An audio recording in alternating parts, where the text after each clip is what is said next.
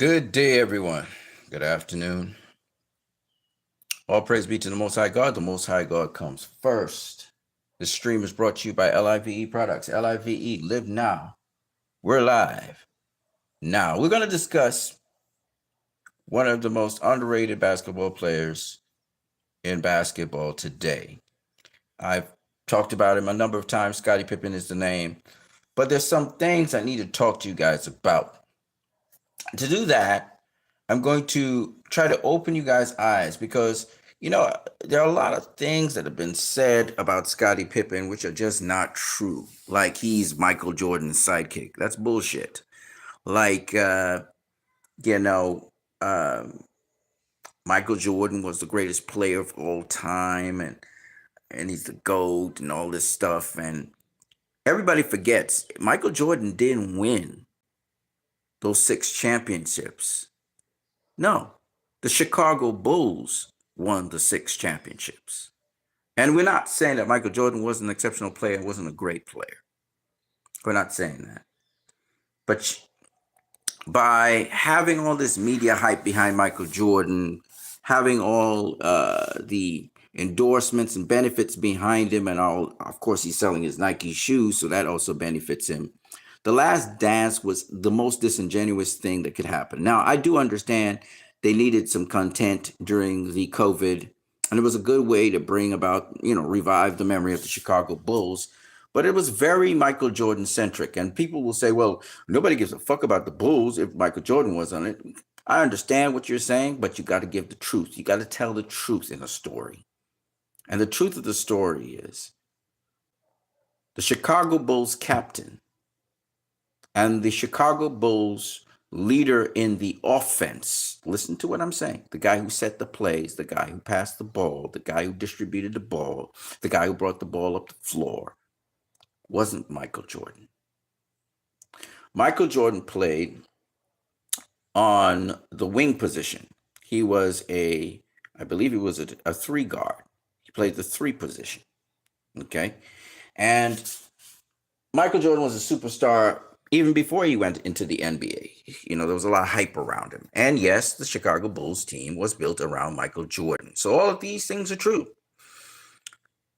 But you have to understand what each of these players did, what was their position, what they did defensively, to really get a true picture about the Chicago Bulls.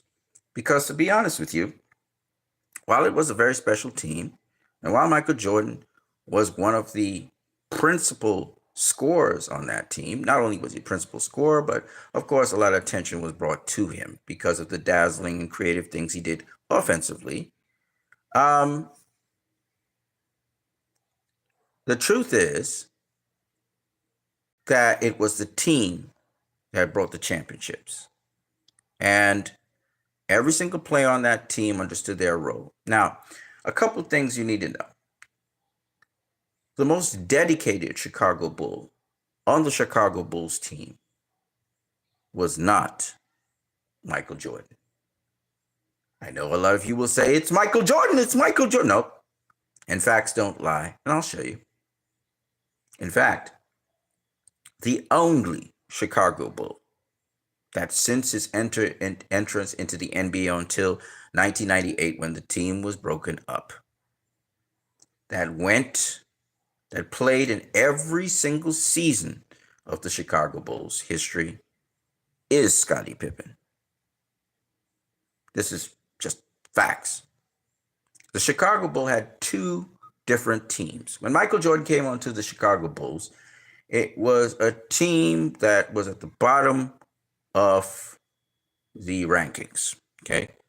That team was changed completely in the year 1990. Sorry, I'm wrong.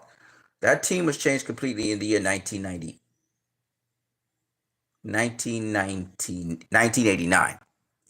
Okay. Had a totally different coach. There were totally different players on that team. It was not the same team Michael Jordan came into the league playing with. And when Michael Jordan left the league, the year after he left, he came back to a completely different team with the only member on the team who was there from the beginning being Scotty Pippen.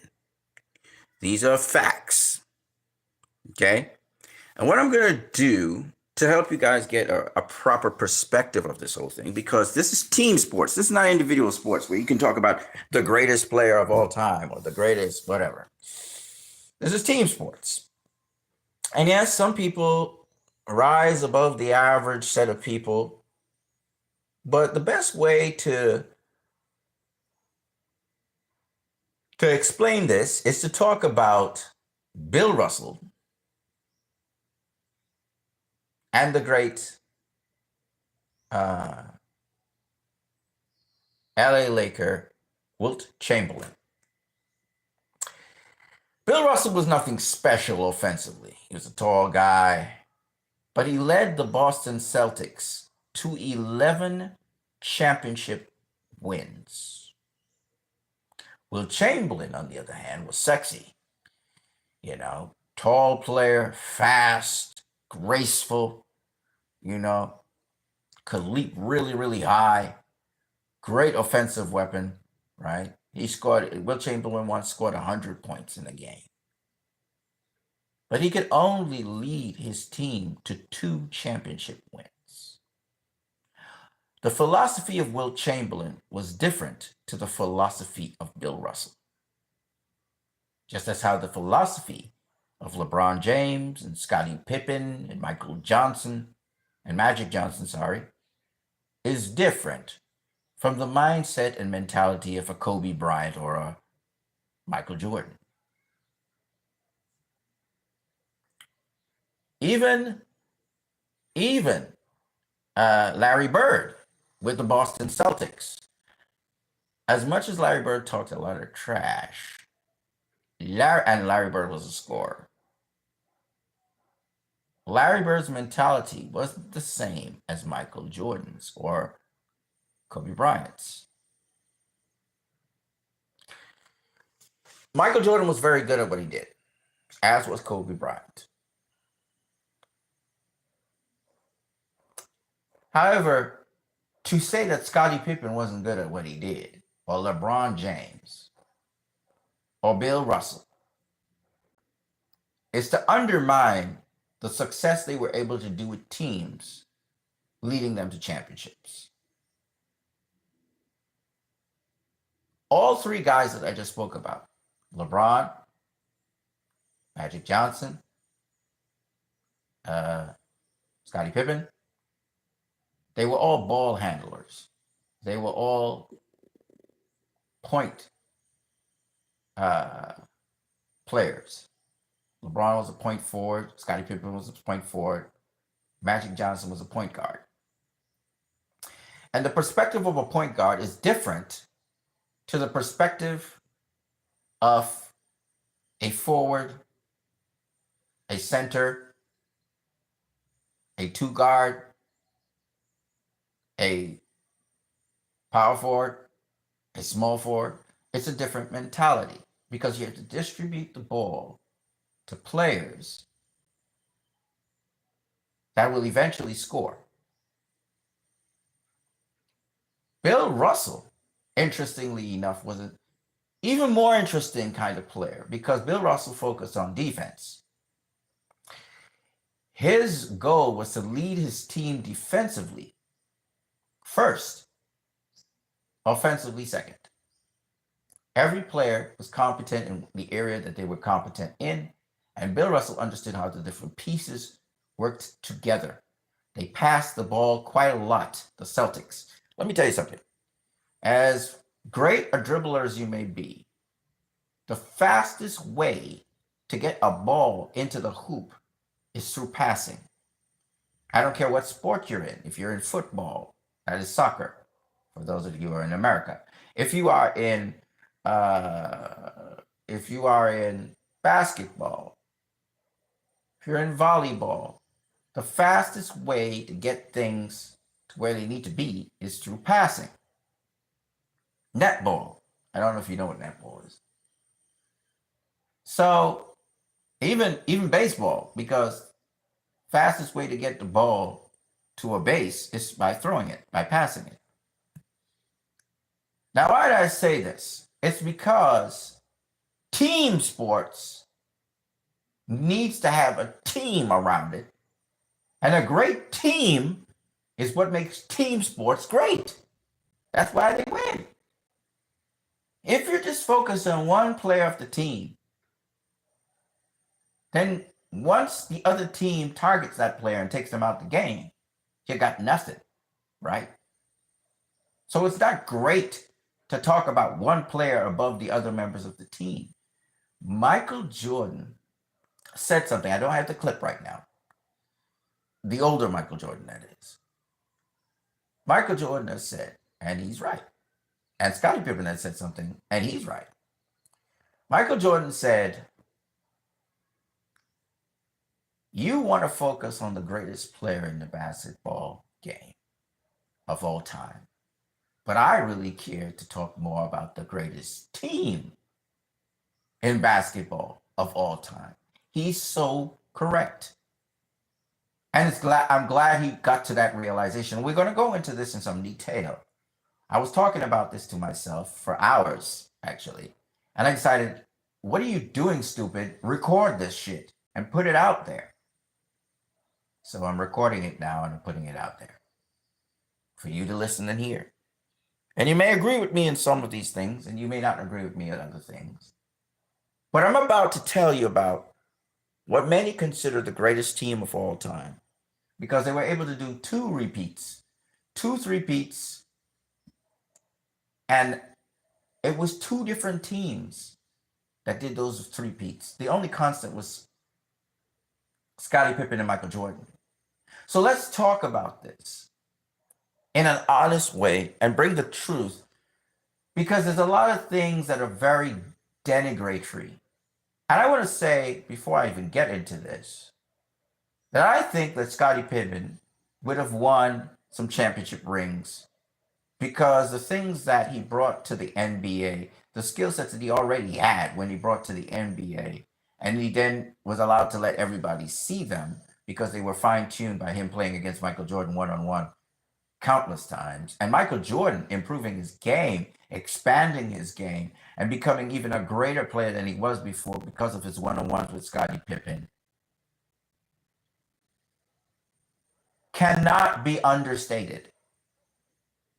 That I think these two players would have won championship rings, but I do not think they would have been as successful as they were had they not come together. So that's a very important point. But another important point is people like to say it was Jordan and his supporting cast. That's bullshit. And I hate hearing that. No, there were some principal players on that Chicago Bulls team, and we're going to talk about them specifically. B.J. Armstrong, Horace Grant, Bill Cartwright. Then you had Scottie Pippen, and you had Michael Jordan. That was the first Bulls that went to these three-peats. They were important figures for the Bulls. Without them, they were the major scorers as well. Without them, I don't know what the Bulls would have been like. All right? That particular team was special. I think that team actually was a better team than the second team. And y'all will say, well, what? Dennis Rodman was on the second team. Mayers was on the second team. Edwards was on the second team. You had Harper was on the second team. Kukoc. You had devastating Steve Kerr on the second team. What are you talking about? Yeah, I believe it. B.J. Armstrong, Bill Cartwright, and Bill Cartwright, by the way, was a real center. Okay, he delivered points for them. Okay, Bill Cartwright, Scottie Pippen, Horace Grant, Michael Jordan, B.J. Armstrong. That Bulls team, to me, was a better team than the second Bulls team, and I'll explain to you why. And I think they gelled better too. I think they were a better gel.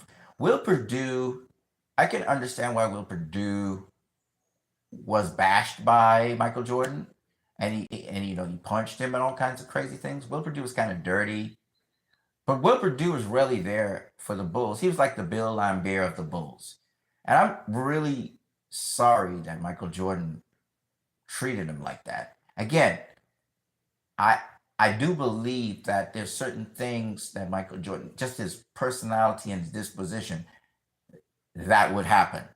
That was just Michael Jordan. He was very blunt. He was very to the point. He was very honest. Michael Jordan's a very honest guy. Like he will tell you the truth. He doesn't care if you. He does care that you are offended, but he has such a desire to win that if he has to tell you something ugly, he's going to tell you. And Michael Jordan actually can be a better friend in this world today than some of the friends we have out here, because he's not a guy who's not going to tell you how he feels honestly about. He give you his honest assessment on the situation. That's the thing about Michael Jordan that I like. And these truths really never really were spoken about. And why Michael Jordan, even though his teammates didn't like him in the second Bulls run, at least initially, I guess they all kind of got along eventually. But initially they didn't like him because he was a guy who's going to tell you his mind. He's not going to hold back nothing. You know, he's a guy that speaks his mind, and it's not always friendly. How he relays this stuff can be extremely hostile. And it's not because Michael Jordan was a guy, and I think he's misunderstood a lot. He's not a guy who he's not a guy who necessarily, he's not a guy that's trying to trip people off. He's not a guy trying to offend people. To be honest with you, he's not that kind of guy, really. He does feel what you're feeling. He does understand how you feel. But he knows, he's kind of like my older brother. He'll push you.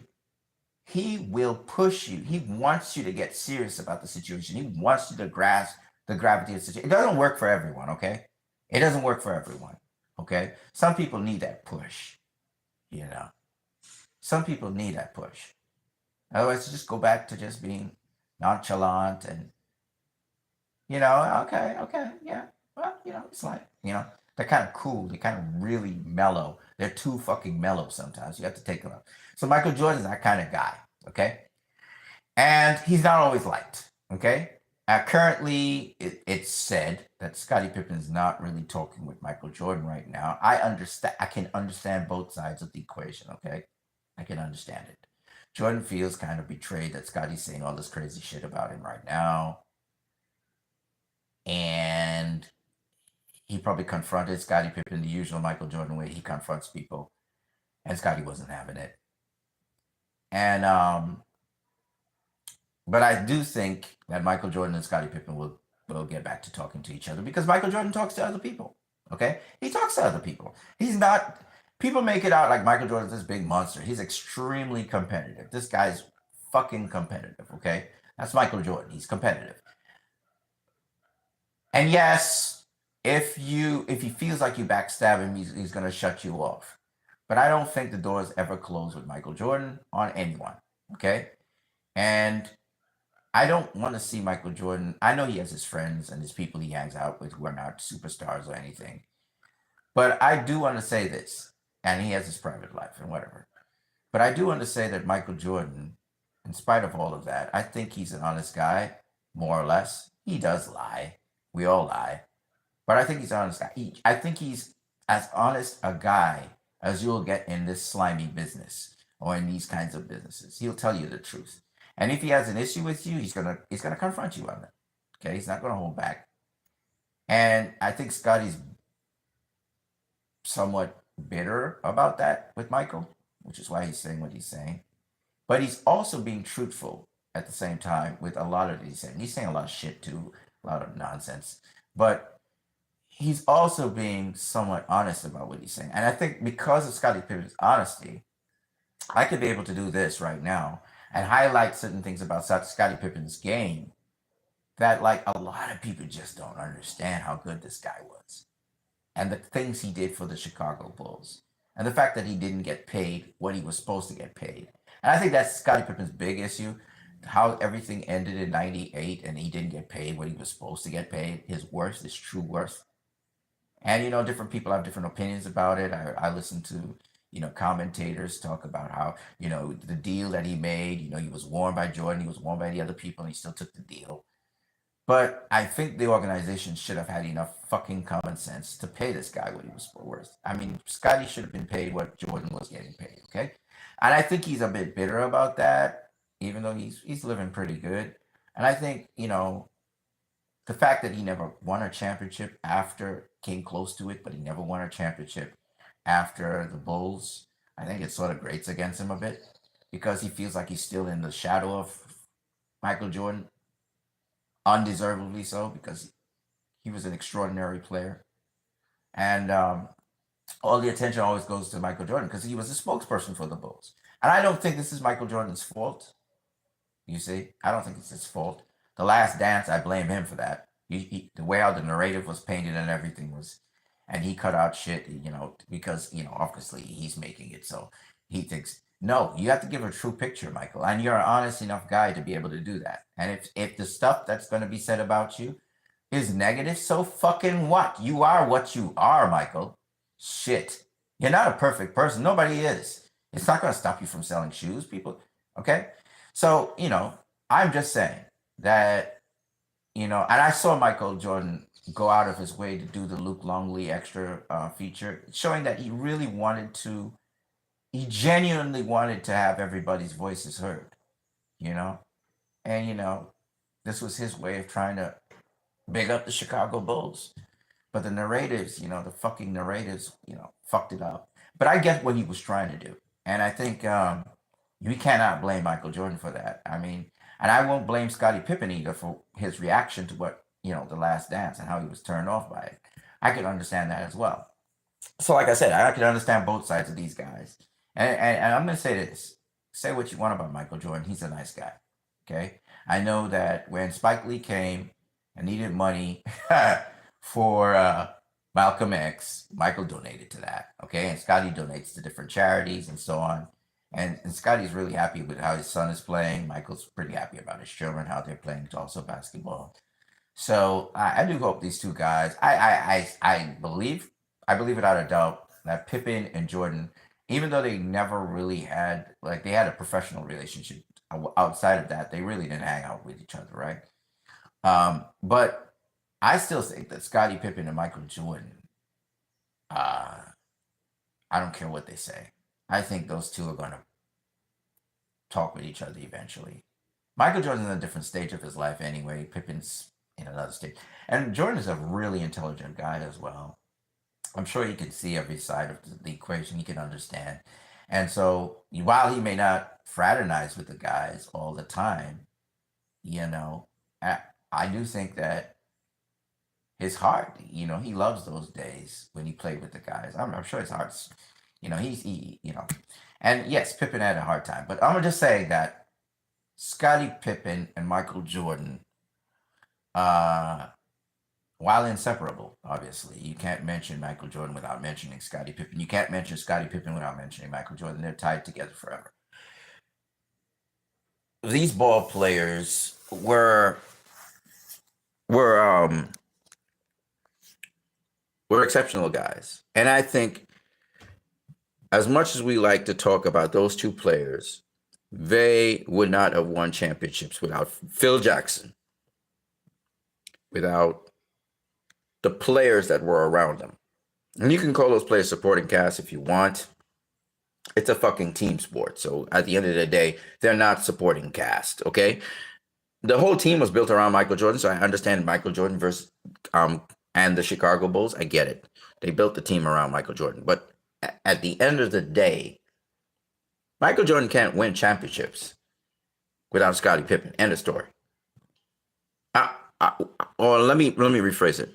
Michael Jordan didn't win world championships without Scottie Pippen. That's facts, right?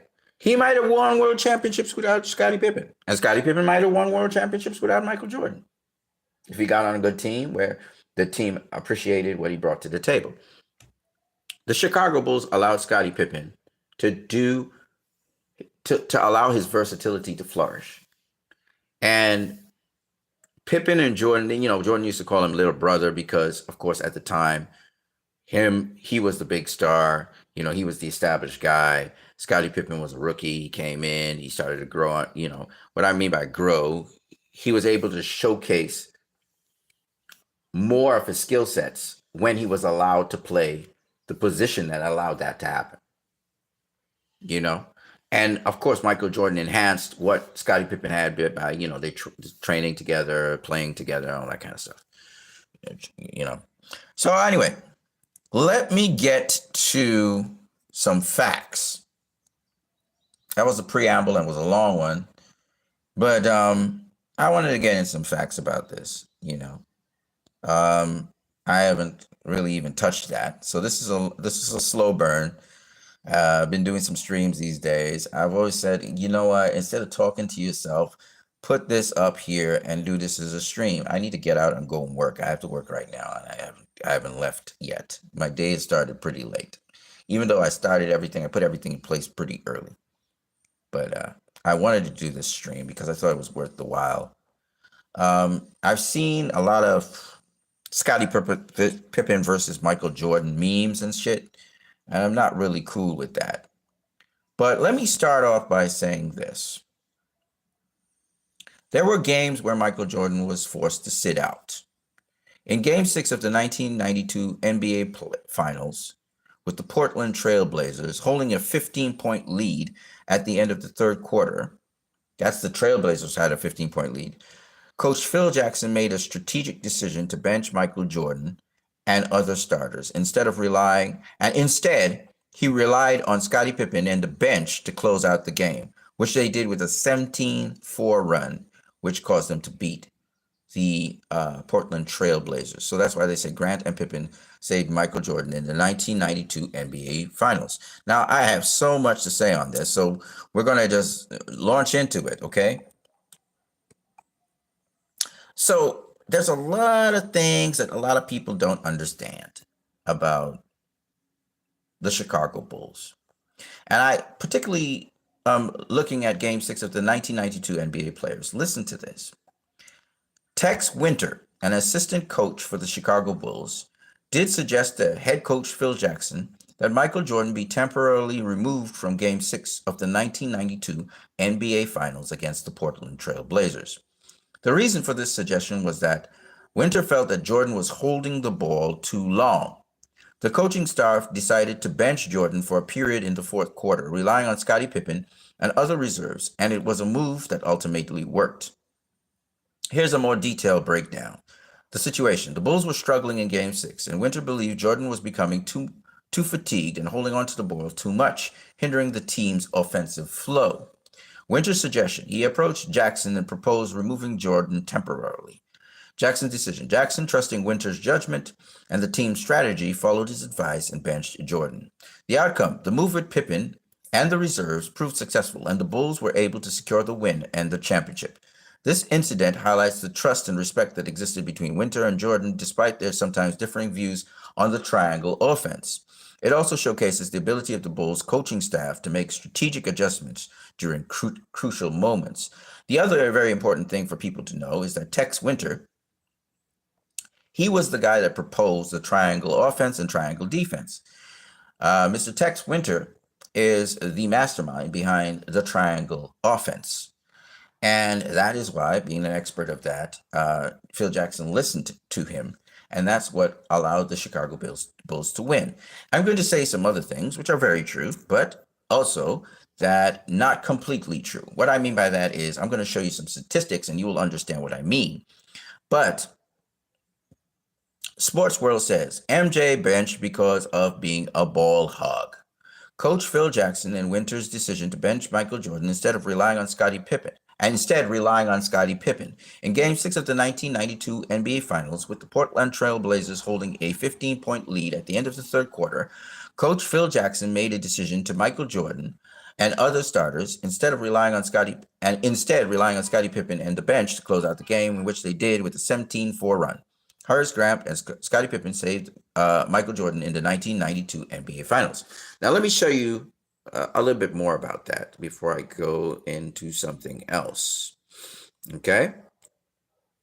So this was the game right here. This picture shows you the NBA Finals against the Portland Trail Blazers, where Scottie Pippen here is going to steal the ball from Portland Trail Blazer Clyde Drexler.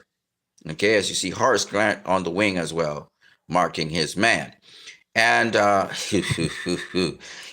people like to say Scottie Pippen did crucial plays in games. It's not just that, man. I'm going to show you, I'm going to isolate to you so much about Scottie Pippen's game. This is a slow burn, unfortunately. So somebody will need to condense this at some time. But I wanted to go into some detail about Scottie Pippen because Scottie Pippen is, as Jalen Rose so correctly said, one of the most disrespected great players in the history of the NBA. Isaiah Thomas said it. Scottie Pippen and Dennis Rodman are probably the best defensive players he's ever seen in the sport of basketball. And I'm going to go, B.J. Armstrong said this about Scottie Pippen. B.J. Armstrong said, Scottie Pippen was the only player he's ever seen that was magnificent in every facet of the defensive end of the sport of basketball. He was just magnificent. He had never seen a player like that. And Kobe Bryant, in the ultimate compliment about Scottie Pippen, having faced him a number of times and Pippen having the better of him, defensively particularly, said about Scottie Pippen that Scottie Pippen's footwork was amazing. Scottie Pippen's tenacity, his aggressive nature to defense, very aggressive on defense, was, some players play defense. Scottie Pippen was aggressive on defense. He had aggressive defense. What I mean by that is most players would mark their own guy. They would, make sure that they keep their man in front of them and, get through screens or whatever. Scottie Pippen was a guy who would double team aggressively a player. He would aggressively direct a player into the defense of his team. So he would steer the player into the defensive end. So if Scottie Pippen was going to defend, he was defending his man, and you made a mistake of dribbling anywhere in his vicinity, he would double team you. But he would double team you on the side where if you got away from him, you would run into a defender. That was how strategic he was. And Kobe Bryant was, studying Scottie Pippen's footwork, how he was able to go from marking his man and in a split second, he'd be up on a player. I remember there was a player being defended by a guy. He's coming up the court. And he pulls up to take a three-point shot. And Scottie Pippen leaves his man that he's defending, right?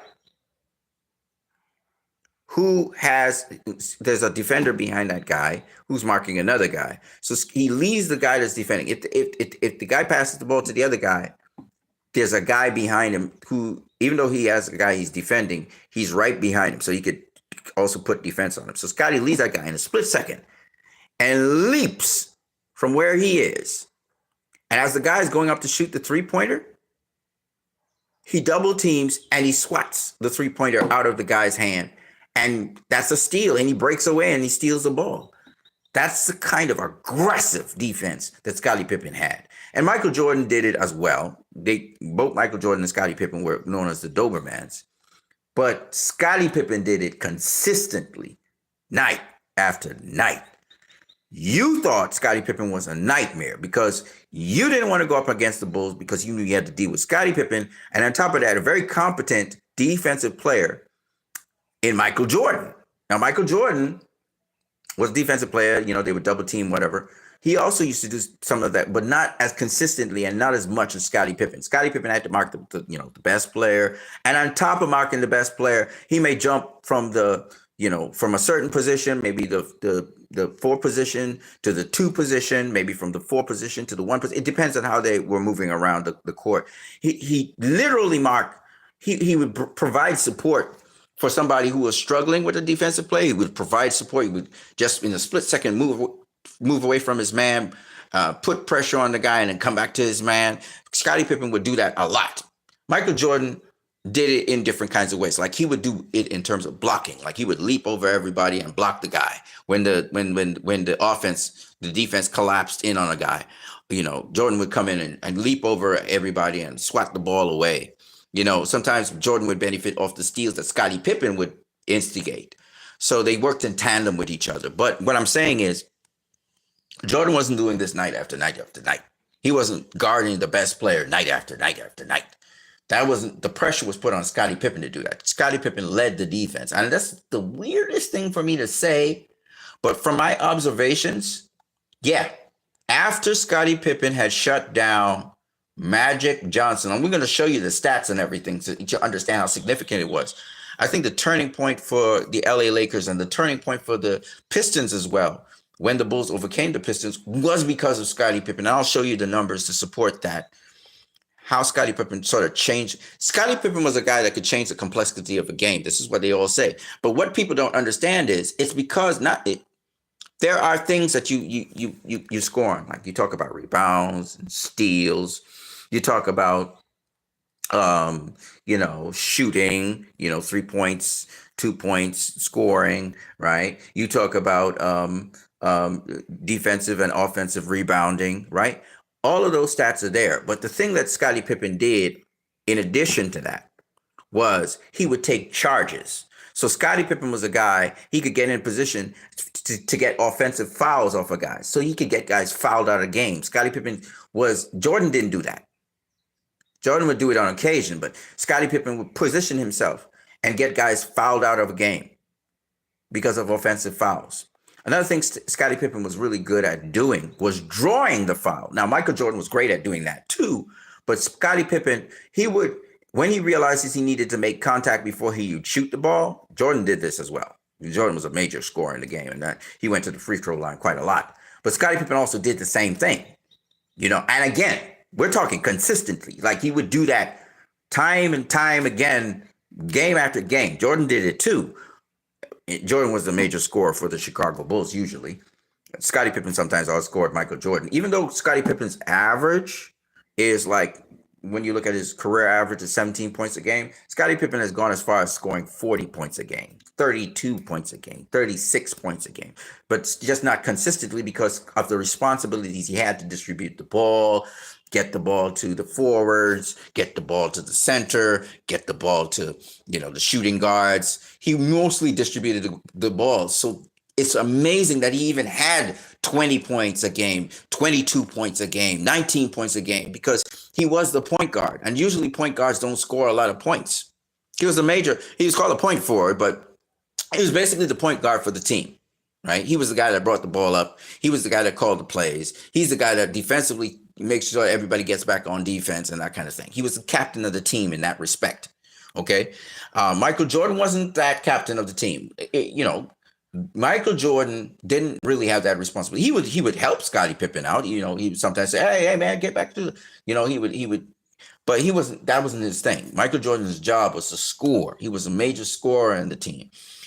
Play defense like everybody's playing defense. He would go above and beyond. He would like Scottie Pippen. He would sometimes go, try to go for a steal, double team a guy, that kind of thing. But the guy who really initiated that, the guy who really relished it, and Michael Jordan relished defense himself, but he didn't have that responsibility. That wasn't part of why he was brought on the team or evolved into that, right? Scottie Pippen took great pride in shutting down players, in shutting down teams. He loved doing that. That was his greatest joy. He loved that. Michael Jordan loved to win. Michael Jordan also loved that. But like Pippen got an extra kick out of that. Scoring, he wasn't really, he was like, yeah, okay. Pippen preferred if somebody else scored the ball. I remember Pippen was on a breakaway, right? Pippen's on a breakaway. I just recently watched this. Pippen was on a breakaway. It was him, B.J. Armstrong's coming behind him, right? Instead of going up there and dunking the ball, Pippen passes it to B.J. Armstrong to put up the layup. Who was behind him, by the way, right? He stole the ball. He took off like he was going to leap up in the air and dunk it. And then instead of doing that, he just passed it off to BJ. Pippen was a defensively minded guy. Michael Jordan would have taken that ball, rocked it, and slammed it. You know what I'm saying? Not Scottie Pippen. So the mindset of Scottie Pippen was a different mindset. If he needed to, you know, dunk it real hard to send a message to the other team, he'd do it. Like I said, to me, the nastiest dunk I've ever seen in the NBA was Scottie Pippen dunking on Patrick Ewing, then walking over him. He walked over Patrick Ewing. He pushed him down after he dunked on him, and then he walked over him. That's the ultimate disrespect, right? And that was in the 1994 playoffs, okay? That was the nastiest dunk I have ever seen, okay? I don't think anything is better. Michael Jordan dunked on Patrick Ewing too, but he didn't knock him down. He didn't knock him down. He didn't walk over him. The nastiest dunk, Scottie Pippen. Okay? I've never seen a nastier dunk than that. I've seen Scottie Pippen assist Shaq in the NBA All-Stars, knock down Stoudemire. I've seen that. That was ugly too. But Stoudemire is not like Patrick Ewing. Patrick Ewing used to swat guys. Patrick Ewing is a big center. The caliber, and it was in the playoffs. The caliber of that dunk and the significance of it and the message that was sent. Oh, man, it was vicious. You know what I'm saying? But anyway, back to what I was saying about Michael Jordan and so on. Is anybody making any comments right now? If you guys are commenting in the comment section. Okay, nobody's making any comments. Okay, cool. All right. But anyway, I'm saying that Scottie Pippen was the guy that had to distribute the ball, had to play the defense, had to set up the defense. Everybody, he had to run the plays. He was the captain who set up the defense. That's why him and Jordan spoke a lot. Horace Grant was like a scorer as well. So it was Horace Grant and Michael Jordan were the main scorers for the Bulls. You had the center, which was Bill Cartwright for the first Bulls team. He also scored a lot because he was a center.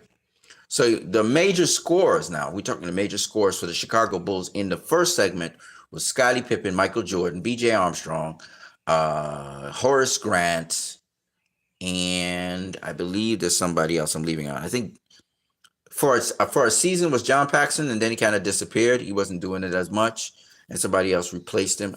I'm trying to remember who the other person is. There was somebody else.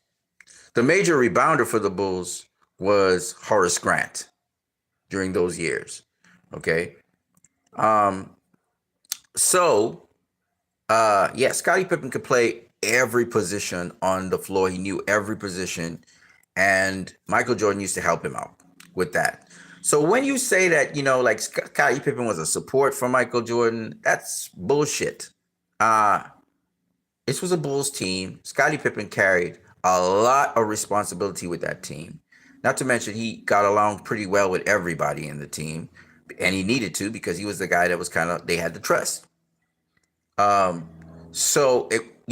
was a centerpiece of the Bulls, and he was that for a very long time. And that's why the Bulls, after Michael Jordan left the first time, their numbers didn't just go down, and they were the last team in the, in the NBA. Now, when Scottie Pippen left, and Michael Jordan left, and Dennis Rodman left, the Bulls still had Tony Kukoc. They still had Ron Harper. They still had Steve Kerr. They still had Jason Williams and Jason Caffey. Was it Jason Williams and Jason Caffey? I don't think Jason Williams was there. I think it was Jason Caffey. They had Luke Longley. They had all the guys was there except for Michael Jordan. Scottie Pippen, and Dennis Rodman. Actually, because I don't think Dennis Rodman was there. I can always check. But having said that, the Bulls ended up being the last team. I think Phil Jackson was either there or he left. I think Phil Jackson left as well. So there was no Phil Jackson. There was no Scottie Pippen. There was no Michael Jordan, right? There was no Dennis Rodman. This is the second team, the Bulls. And the Bulls became the last team in the East. And they had Tony Kukoc. They had Steve Kerr. They had Ron Harper. They had Jason Caffey. They had Luke Longley. They had the guys. The guys were there. But that's how impactful Dennis Rodman, Michael Jordan, and Scottie Pippen were for the Bulls.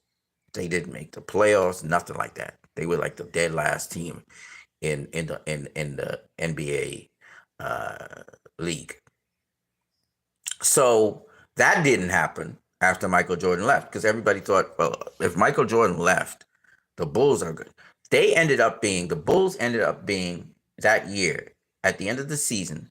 They were the number one team in the NBA. So they were storming through everybody. And it just so happened in the New York Knicks, they got a bad call. The series went to game 7 and they lost to the Knicks. Right. And, since then, people always talked about Scottie Pippen's not this and Scottie Pippen.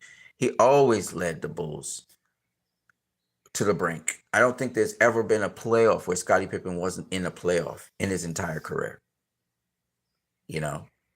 So that's how important Scottie Pippen was to the Chicago Bulls and to the team.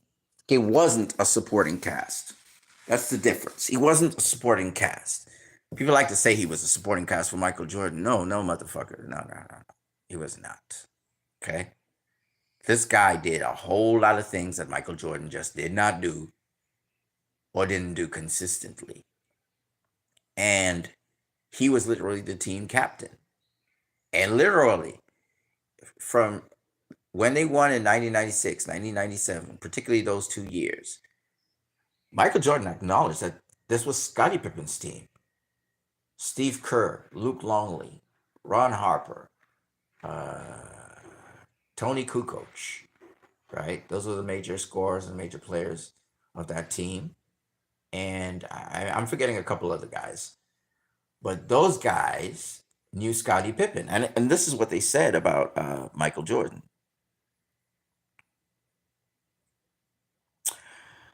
Sports World says, MJ's multiple turnovers and being a ball hog, 1995 versus Orlando, so he didn't learn his lesson, with just 15 seconds left and the score at 91-90 in favor of Chicago. Michael Jordan brought down the ball and even got past Anderson at the half-court line. Little did he know that the ball and his confidence would be taken away from him. That turnover led to a 2-point fast break for the Magic, helping them win the game, 94-91. Scottie Pippen says some Bull players weren't happy that Jordan returned in 1995. Now, there's a couple of things you need to understand, okay?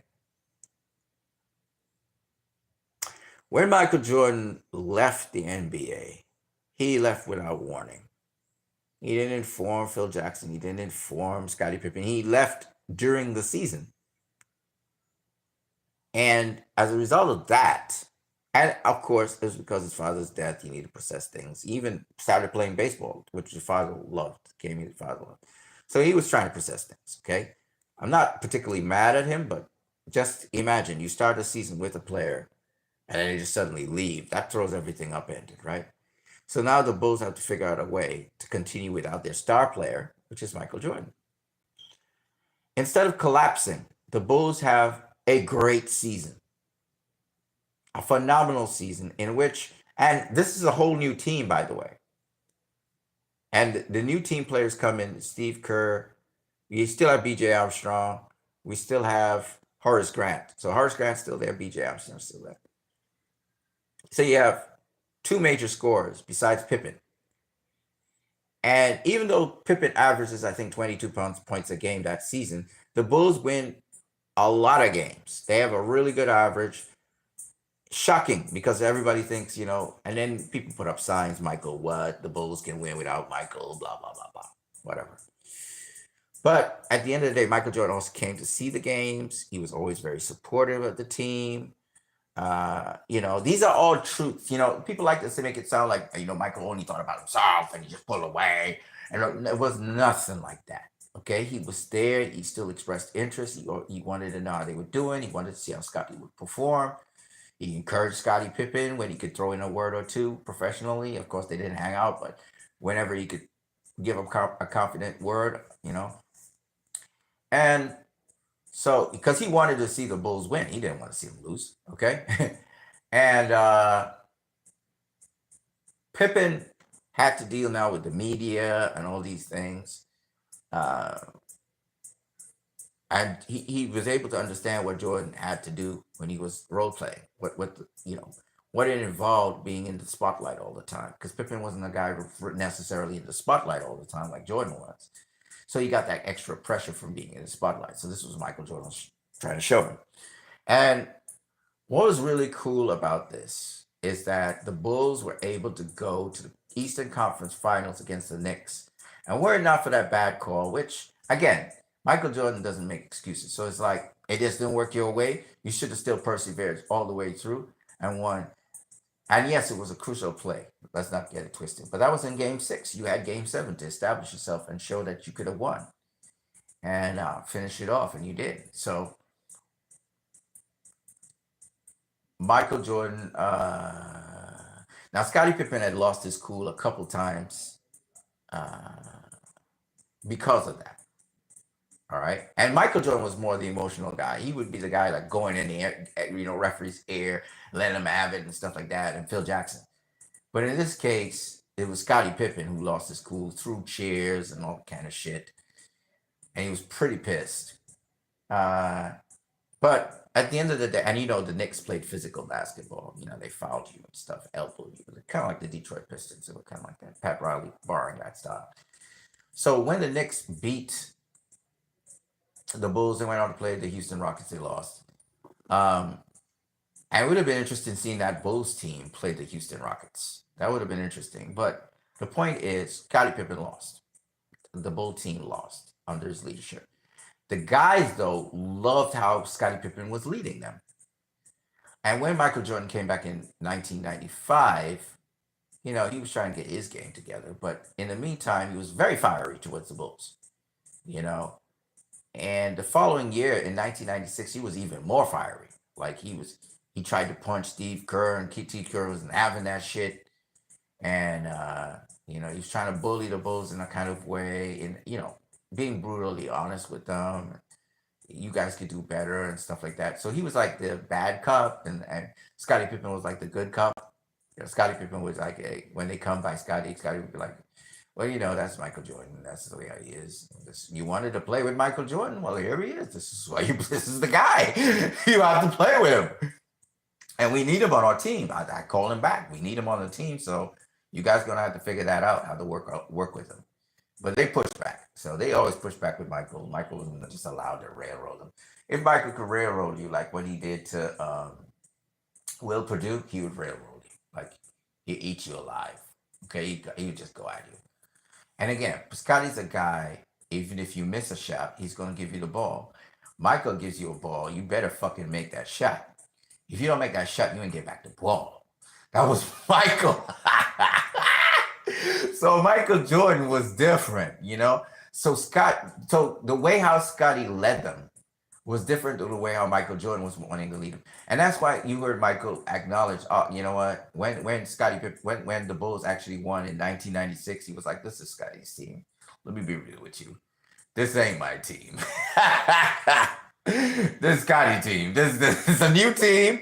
This is a new set of Bulls. Scotty got a relationship with them. I don't have that kind of relationship. He knows how to get the best out of them. I tried my method. It don't work. Right? But his tough love is still in some way I thought was impactful to the Bulls. I thought some people received it and stepped up their game, and some people it just never worked for them. Luke Longley would say, he didn't have to do all of that, And Luke is kind of frustrating as a player, and I can see Michael's frustration because Luke Longley was like a laid-back guy. He got really ruthless later on. He really got ruthless. Like he had that attacking spirit where he would go to the rim and go to the boards hard, but he wasn't always like that. And that wasn't necessarily what was necessary for Luke Longley. And that's what Michael Jordan was really just trying to get him to stay zoned in, stay focused. That was his thing. You get the ball, you make the play, you got the skills, and you naturally do this really well. I don't know why you just kind of relax on yourself and let yourself down. I think, and you tell yourself it's okay after that. Like you give yourself a break, so you're not willing to say this will never happen again. I think that's where Michael Jordan really had an issue with Luke Longley, and I could see his frustration. And I even when I was watching games back in the day, I was like, "What the fuck is wrong with Luke? Why is he so lethargic?" You know. Um, and Scotty would just keep on feeding Luke the ball, and I'm like, "What the fuck is wrong with Scotty Pippen?" So I can understand. Trust me, I can understand Michael Jordan's frustration with Luke Longley. I get it. Trust me, I get it. But that wasn't. He learned. He learned. And I guess with talking with Scotty and talking with Phil Jackson, he began to realize, oh shit, okay, he don't respond to that way, and he never grew up with this sort of guy in your ear pushing you like that. He actually responds negatively to that. So I need to give him what he needs to get him going. But I also need to realize, and I don't need to tell him this, but I need to caution myself to be sparing with the compliments in a game. Like maybe after the game, I could tell him that, but not during the game. So I think Michael learned how to mesh with this new team, you know? And meanwhile, Scotty was getting along good with them. He was getting the results he wanted to get out of them, you know? And I think even though Steve Kerr and, well, I guess he never had a problem with Ron Harper. Ron Harper, whatever Michael needed of Ron Harper to get a win, Ron Harper just came up with it. And even though he had bad knees, Ron Harper was like, you know, and Jordan knew this because, he had played against Ron Harper and he knew he was a handful. And even with his knees being bad, Ron Harper was that guy, that guy you could depend on. The glove, defensively he was clinic, and also offensively as a forward, he was clinic. Where Horace Grant, and even though Ron Harper didn't always score a lot of points a game, defensively he was a menace. All right. The Bulls, I'll say this about the Bulls. The second Bulls, Scottie Pippen, I know, wasn't great offensively. Even Michael Jordan in certain games wasn't great offensively. But they had become a defensive beast. The Chicago Bulls would score 87 points a game, but they would restrict you to under the 87 points a game. They became a defensive behemoth. I mean, they were fearsome. You had Ron Harper. You had fucking Dennis Rodman. Then you had Jordan and Scottie Pippen. Then you had who was the other defensive person on that team? Harper, Rodman, Pippen, Jordan, somebody else. There's somebody else. Let me see. Rodman, Harper, Pippen, Jordan. Who else was a defensive beast on that team? Now, offensively, Tony Kukoc, would give you numbers. So Tony used to give you numbers. Who else used to give you numbers? It was Scotty, Tony, Luke Longley gave you offensive numbers, always in double digits. I'm talking about the guys who were in double digits, right? You had Tony, you had Pippen, Jordan, Longley. Who else did they have? They had one more offensive player that gave them numbers in double digits, but I can't remember who that is right now. So I put this in context to say the way how Michael Jordan pushed a team and the way how he would lead a team by example and also trying to challenge players to be better, which was necessary at times, was not the way how Scottie Pippen led a team. Scottie Pippen wanted you to become proficient in what you did, but he also wanted to have a relationship with you so you build trust with him. So Scottie Pippen was good friends with Ron Harper. He actually used to go to Ron Harper's home. Ron Harper would come by him, that kind of thing. He had relationships outside of basketball with these players. And to this day, he still has relationships with some of them. So Pippen was a little bit different to Jordan. Now, Jordan, with the first set of Bulls, Jordan was pretty close with certain players on the Bulls team. Like BJ. BJ was like, again, a guy you could count on to get points when they were necessary. You know, he was clinic. Paxson was another guy that we didn't mention. Paxson was another guy who was clinic. And now coming down to, later on, Paxson had later less hours and stuff because he had knee injuries and stuff. So he wasn't played as many minutes as he used to be played before. But Horace Grant was a guy. He was a loggerheads with Michael Jordan, but because Horace Grant is a guy kind of like Michael Jordan. Horace Grant actually was a very skilled player and never really got to demonstrate all the skills he really had, right? You see glimpses of them. He was a fantastic player. He got the ball quite a lot, but unfortunately, everybody focused on Jordan. But you can't not look at Horace Grant. Horace Grant would give you between 11 and 18 points every game. And the thing about Horace Grant is once you send that ball into him, 99% of the time he's going to score it. So Horace Grant was a guy who would stay around the rim, or on fast breaks he's there. And he was a guy that delivered. You want somebody to score anywhere from a 5-footer to a 15-footer, Horace Grant's your man. He could penetrate. He could alley-oop. He could do it all. He jumped very, very high. He's another high jumper. He had a bunch of high jumpers on that Bulls team. He was one of them.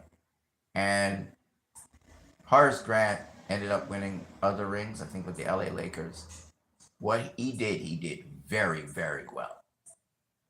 But the thing is, he didn't take shit from nobody. He wasn't taking shit from Michael Jordan. I don't care if you're a star player on the team. This is a fucking team sport. You ain't greater than nobody when you come on this floor. We're going to listen to you if you're saying something that's real and true for us to step up our game. But you ain't going to bullshit me and you ain't going to try and belittle me on this fucking team. I don't care what. So Horace didn't take shit from Michael. And as a result, they wasn't best of friends like that. They didn't fraternize with each other and stuff like that. Let's put it that way. They had a professional relationship, you know what I mean? So I noticed Jordan had a lot of respect for Bill Cartwright. Cartwright as a center was an excellent center for the Bulls. Luke Longley was a competent center, but the language that Jordan spoke, like the way how Jordan would relay things, there was like a communication gap. Whereas he didn't have that problem with Bill Cartwright. He didn't have that problem with B.J. Armstrong. He didn't have that problem with Ron Harper. It was easy for him to communicate with them. But like guys like Luke Longley, who came from another place with a different culture, it was a challenge for Jordan. He tried to bring that metal to Steve. Steve Kerr was a metal-minded guy. Steve Kerr's always been a metal-minded guy. Came from the streets as well. So when Michael Jordan thought, this white boy, I could handle him, I could bully him, Steve wasn't having that shit, And Steve Kerr was competent to a certain point, And what he was good at, he was good at.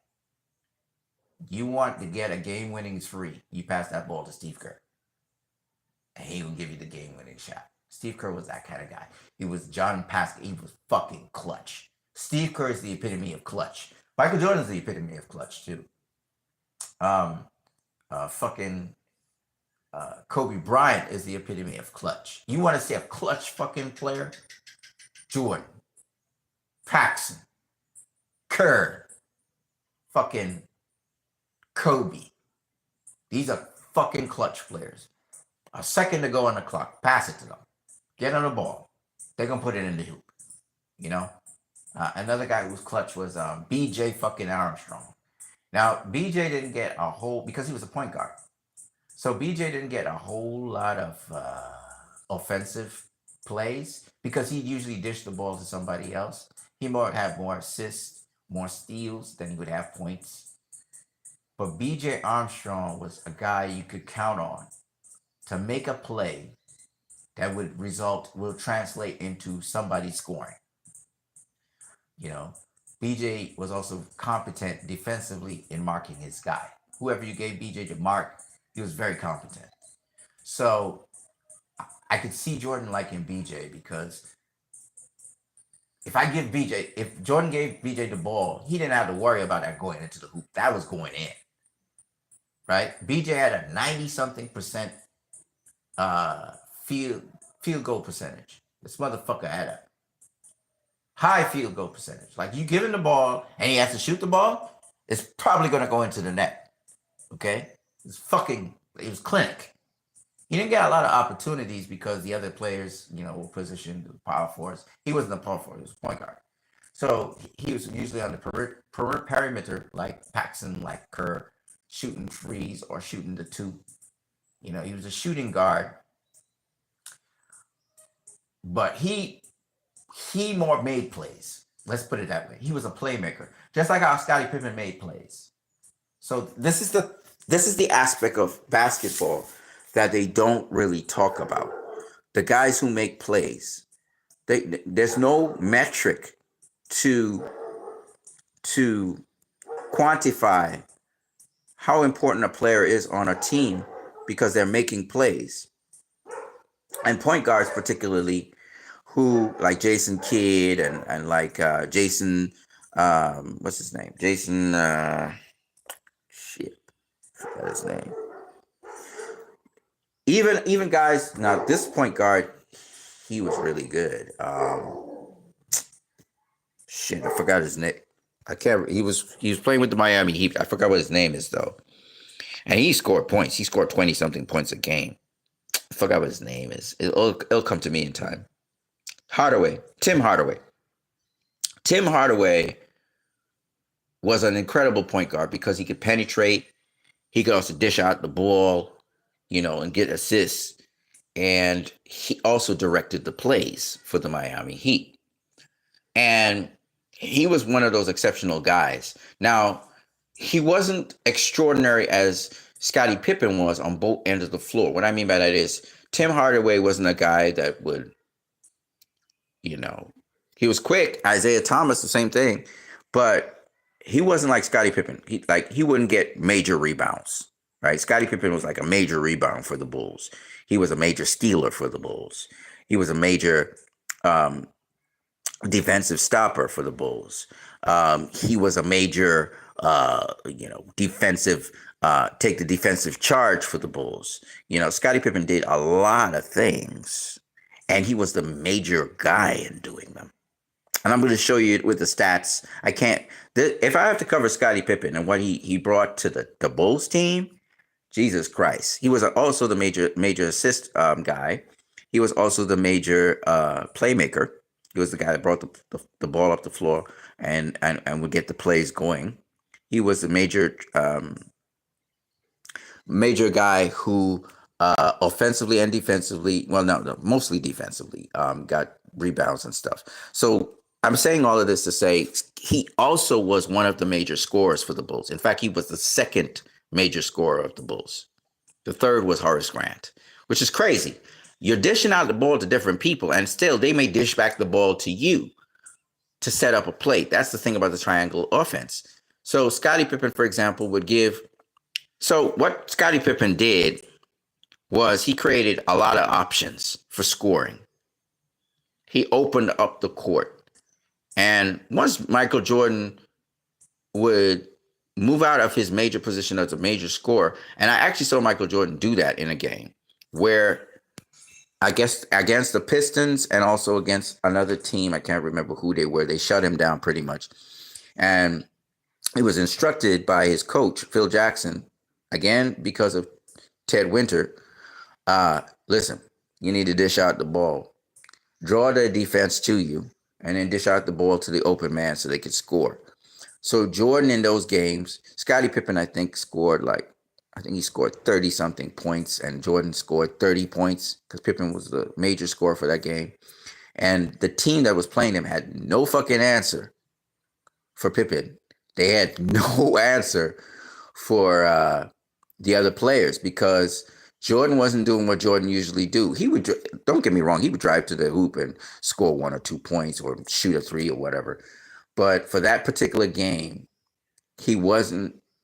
His job was to pass the ball, to kick the ball off, because you penetrate the defense, you get the defense drawn to you, and you kick the ball off, and that really worked. And the Bulls won that game. And Jordan, I think Jordan had to find out that, hey, look, I'm playing with a team. I don't have to put everything on my shoulders. I don't have to do everything. And I think he started to trust his teammates more. And I think that's what, because the team was built around him. You know what I'm saying? So, and even Jordan mellowed out coming down to the end. I saw him, the dimension of his game and the way how he played the game. He was no longer a ball hog. He did have to still be Jordan and push the team members. When Scotty Pippen got injured in 98, I would say 98 championship was Jordan's championship. It wasn't Scotty Pippen's, because that dude had to carry that team for the entire season Scotty was out there. He came at the end of the season, nearing to playoffs, and it was a tough year for the team and everything as well. And then finding out that the Bulls may not come back. And so Jordan was determined to get that win. So it was very tough on him, because he's not like Pippen. Like with Pippen there, you don't have to worry about the team getting motivated. Pippen does that. You don't have to worry about all the responsibility of scoring, because Pippen will handle the scoring, help you with the scoring, plus get other team members involved in the scoring. Some people have extraordinary days in the games because Pippen's there and he's feeding them. So, all that pressure was off of Jordan. And then in that season now, it was kind of like a deja vu, where he's like, because he didn't have that kind of relationship with the team. He had a professional relationship with them. He would see them when they're playing, but he didn't exactly hang out with them afterwards. He wasn't gelling with them like that after games. He would go and play golf or whatever he would be doing in his spare time. Or he would actually be doing, tactics, the art of war with his opponents, right? So, he had his own personal life with his own circle of friends and stuff like that. And so it was very challenging for him to carry the team in 1998. But they were able to, have 40 and something. I think the season wasn't that great. They lost a lot of games and stuff. But he was able to get them to the playoffs. Because even when Scottie Pippen came back and they were cruising, kind of like, because once Scottie came back, it was pretty easy running. He had to get the team over the limit so they could even qualify for the playoffs. You know what I mean? So it was quite a task for him. And again, he can only do it the way how he was wired to do it. So the way how he kind of had to scrape them and scratch them and beat them over the head, and so they were miserable under him. But that was, again, you can't expect. A lot of people always feel there are people who are people. What I mean by that is, like, okay, if you're a very competitive person, you may not be the greatest motivator out there. You need somebody who sees the big picture all the time. I'm not saying Jordan didn't see the big picture, but he didn't know how to motivate players beyond setting an example. And if they're not performing, being more punitive than encouraging. There's a way to encourage people where they don't take you for granted and relax. And Scottie Pippen knew how to do that. And Michael Jordan didn't know how to do that. So that was his way of motivating them, and he got them to the point where Pippen came back. So, and you could tell he wanted to win the championship one last time. He really wanted to. So that's how that went. And a lot of players, some players didn't like him. Other players loved him. I hear Jason Caffey, defend Michael Jordan. He didn't think that he was a bad guy. And again, I don't think that Michael Jordan was a bad guy. What I think he shit talk a lot, but he back up his shit talk. So he'd be shit talking straight through with these guys. Now, if you come from a black environment, like you come from black neighborhoods, you know that's the standard thing. Guys shit talk and they back up their shit talk. And you can't back up your shit talk. I trash talk your ass to the end. Right? But if you come from another culture like Australia, like Luke Longley did, or you come from a non-black culture, like Tony Kukoc did, even though Tony Kukoc was tough skinned. Tony Kukoc, I don't think Tony had an issue with that, you know? So, for Tony probably got motivated, and some other players probably got motivated by that attitude, but not everybody gets motivated by that attitude, unfortunately. So that's what, and you could see Jordan was frustrated with Luke Longley. Luke Longley probably was the guy that he couldn't get to. He didn't know how to motivate, and Luke Longley happened to be their center, so that's fucked up, And trying to treat Luke Longley like Will Perdue, that's devastating. That doesn't produce any results. So I think that's where Jordan was like, what do I do about this guy? And then Scotty Pippen, his personality, his mentality is sort of people-centric, humble. So he's able to listen, understand what makes Luke Longley tick, understand what motivates him by having discussions with him, having conversations with him, having, spending time with him outside of basketball, just chilling and relaxing, alignment together. And so I think that's where Pippen was more effective with teams than Jordan was. And again, no knock on Jordan. That's who he is. And even to this day, that's who Michael Jordan is. And there's nothing wrong with that. They're different people in this world. But where something works with somebody, you stick with them. You know what I mean? So it was quite a task for Michael Jordan to carry the Bulls there. So seeing this is true, of course. They weren't happy that Michael Jordan returned in 1993 because they were getting the freedom to play the best basketball they could, and they were doing things with the basketball and stuff, and they were enjoying the game. And Michael sometimes would tongue lash you and put you in your place and say, hey, you got to up your game here. And, would be in your ass, and it wasn't fun anymore. You know what I'm saying? And with Pippen, you can have a fun time and still win. And with Jordan, you didn't have as much fun because he was critical. He was a guy that would assess your development and your growth. And he was a little bit down your throat, kind of like he was on you all the time. That's how they felt, at least. And I think some of them responded negatively to that, and they didn't like it. And some of them, again, like that. They like being pushed, and this guy's challenging me. Fuck, I can do this. Fuck. Oh, you're saying I can't? You're saying I'm crap? You're saying I'm trash? Okay, motherfucker, I'm prove you wrong, Even with the Washington Wizards. They were once called the Washington Bullets, the Washington Wizards. When Jordan bought over the team, I was telling them, "Now, none of y'all is all-star material. You stop that." And then, one of the star players who won NBA championship on that team, he came back to prove to Michael Jordan, look, I got my rings now. You know what I'm saying? He was challenged. You know what I'm saying? And so some people respond to Michael Jordan's trash talk and daring positively, and some people didn't respond to Michael Jordan's trash talk and wanting them to go to the next level positively. But the thing that you got to hand it to Michael Jordan, he was brutally honest about what they needed to do to win, where they were lacking. That's Michael will tell you straight, you know what I mean? And Scottie Pippen, he had a different mechanism. He would like, okay, we got close enough. This was without Michael Jordan. We got Mike back. We're going to make it. So Scottie Pippen was more not looking at the deficiencies, but trying to get the person to play to their best. Whereas Michael Jordan he's looking at your flaws and he's saying, you got to work on this shit. And having to work on things, it's not pleasant in the beginning, but you're going to get really good at it. So Michael Jordan was the opposite of Scottie Pippen in that respect. And both things are important. You can't always feel good. It was a good thing that Michael Jordan came back to the Bulls in 1995. In 1996, they won a championship because of him, because of his.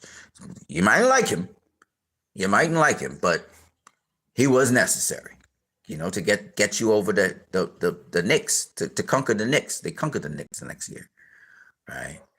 And even when Michael came onto the team in '95, they didn't win, right? And of course, he had to learn not to ball hog, because that's how they lost. The Magic lost.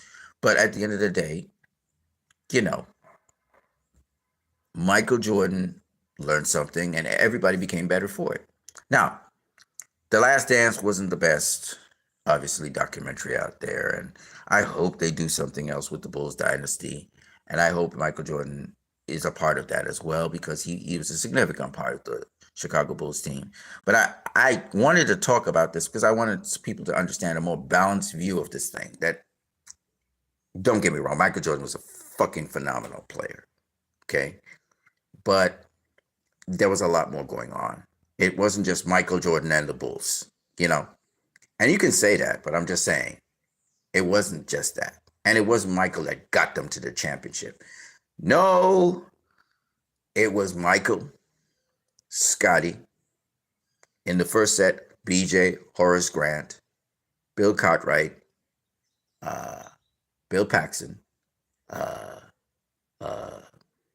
Horace Grant. It was the whole team. Every person had a role to play. Everybody had their thing they did.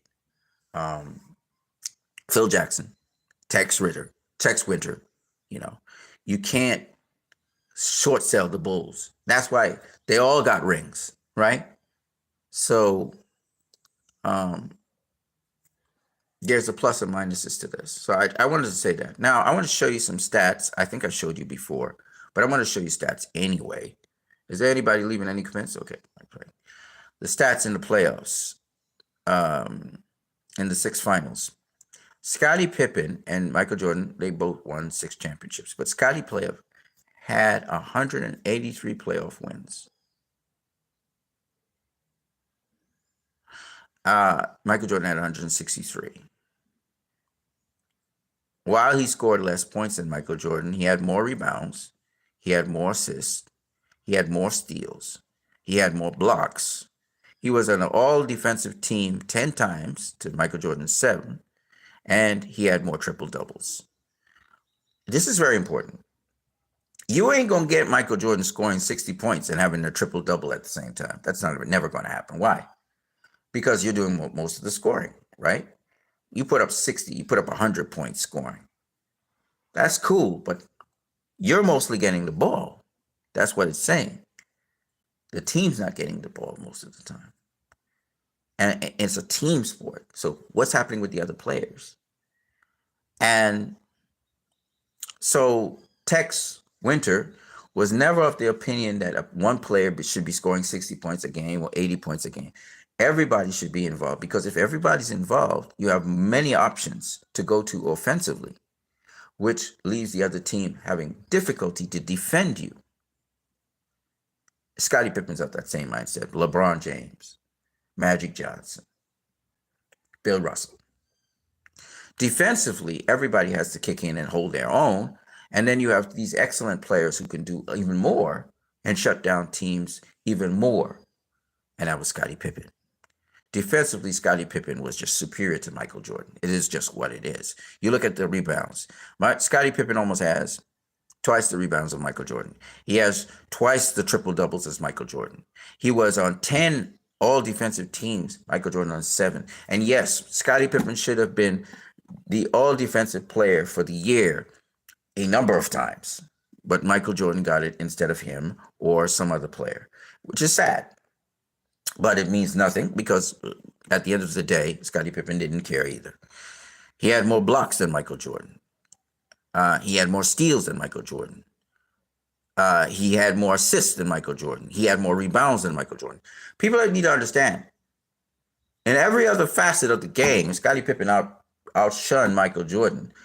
It's just in the scoring aspect that Michael Jordan generally dominated.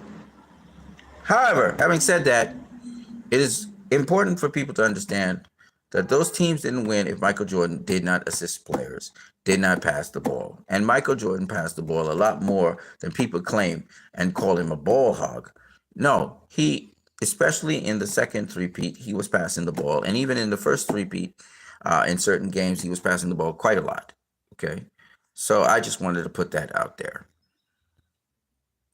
So in 1991, MJ sits out in the fourth quarter, and Pip carries the team to a victory from a loss. They were losing the game. They were down by I think it was 14 points. They were able to do a 17-4 run and win the game. And a lot of people forget that. They think that, Scottie Pippen wasn't all that. He was just a support. Nope, nope, nope, nope. The Bulls, sometimes it worked against them. So here it is again, the stats for the playoffs there with Michael Jordan and Scottie Pippen. This is the 1995-1996 Chicago Bulls, who had the greatest run in the history of the NBA, 72-10 run in which they won the championship. Golden State Warriors, they had a 73-9 run, which was great, but they didn't win a championship. That's why. What's the best all-time team? What's the best team of all time? People say it's the 1996 Chicago Bulls. I argue it is the 1992 Chicago Bulls. And it's because of who they played in the playoffs and all of that. But anyway, so I wanted to point out that. I want to show you some more stuff.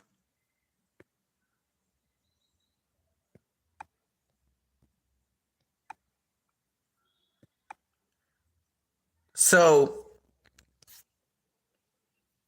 in the 1990-1991 Chicago Bulls, Chicago Bulls, I want to show you where it counts, right? So let me see here. We have actual games here. I want to go to the playoffs. Okay, I want to go to the playoffs. And I want to start showing you some stats.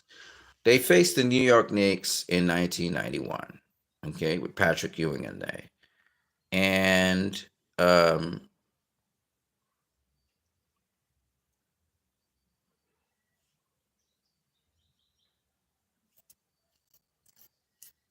I just want to show you what happened.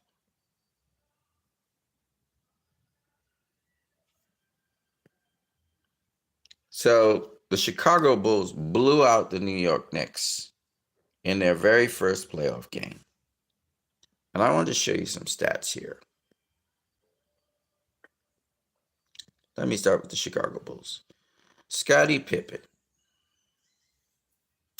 Scottie Pippen scored 25 points. He had 2 turnovers. He stole the ball 4 times. And he had 7 rebounds. He also had 3 assists. Okay? He was one of the major scorers for the Bulls in that game. The other major scorer who scored just a bit more was Michael Jordan. He scored 28 points. He had 1 turnover.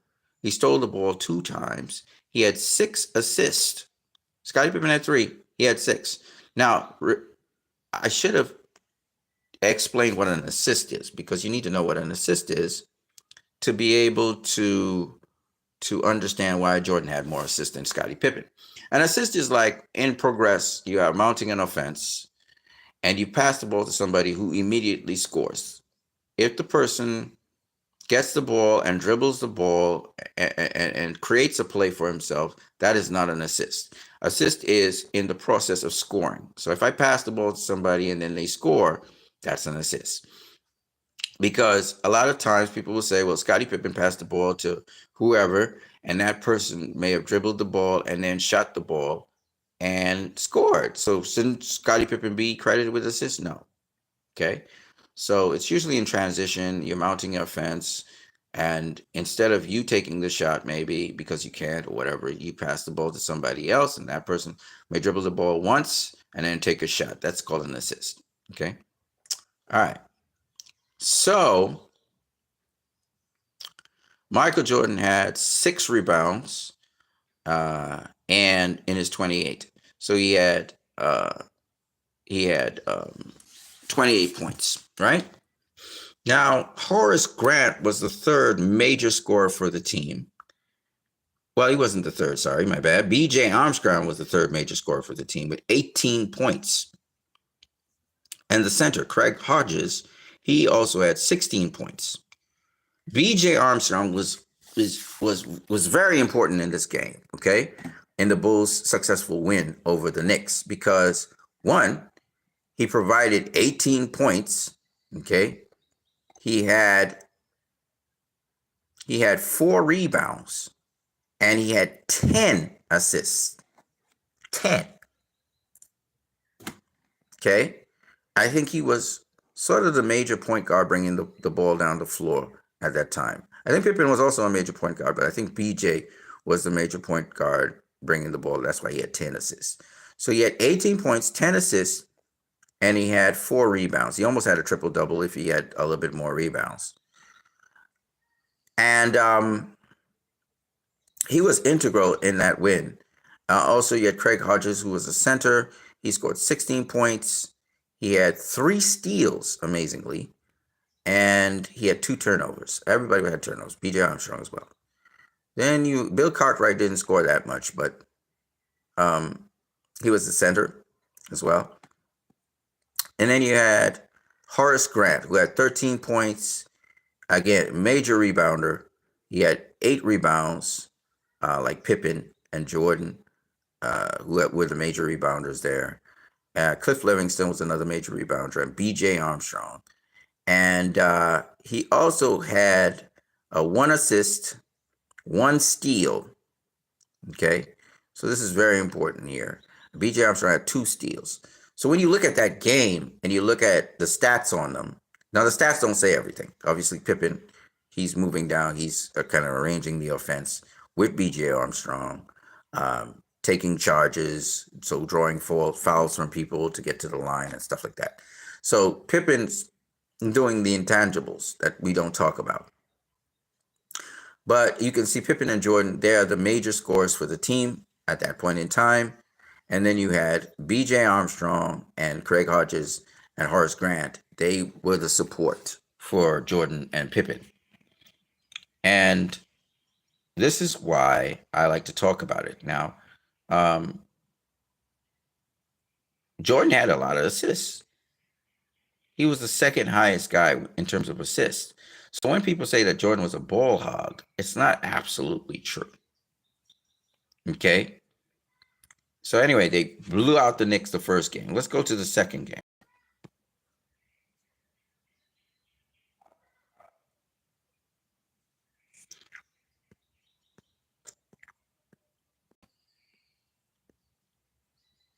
Oh, by the way, this is Patrick Ewing's numbers. Patrick Ewing scored 13 points. Maurice Cheeks, 11. Look, the Knicks again reduced, scoring really small amounts of points in the game.